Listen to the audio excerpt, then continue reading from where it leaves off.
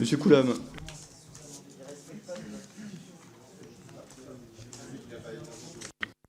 Merci, Monsieur le Président, Madame la rapporteure. Ce que l'on observe au travers des quelques amendements que nous venons de parcourir, c'est que le moins que l'on puisse dire, c'est qu'il y a du flou.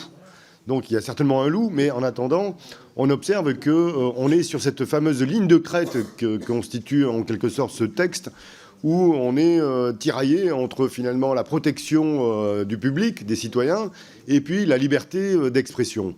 Tout à l'heure, vous avez rappelé, par exemple, mais c'est votre conviction, que vous l'avez émise en tout cas de cette manière, que faire du jeûne, c'était pas bon pour la santé et que c'était tromper le public de lui faire croire que pratiquer du jeûne pouvait être mauvais pour la santé. Bah, il y a, y compris chez les médecins, des gens qui sont d'une opinion différente. Et c'est le type d'opinion qui pourrait tout à fait se manifester au travers de blogs, par exemple, ou au travers de sites internet.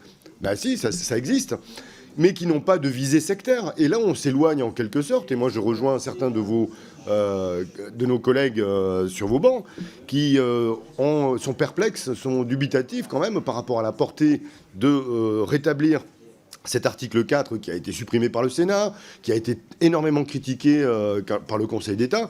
Donc on voit bien que là, il y a un flou qui nous fait sortir en quelque sorte du cœur du sujet, qui devrait être la lutte contre les dérives sectaires. On ne peut pas imaginer que finalement ce texte cherche aussi à rétablir une soi-disant vérité médicale qui serait l'autorité qui est en mesure, et certainement pas la Bumi-Vilude, d'aller dire que telle ou telle pratique est bonne ou mauvaise pour la santé. D'autant que si, par exemple, il y a la promotion de la consommation, je ne sais pas moi, de baies de goji, par exemple, eh bien... personne ne pourra démontrer que c'est nuisible à la santé, à moins d'en consommer des quantités phénoménales, auquel cas tout est poison, puisque le poison, c'est la dose.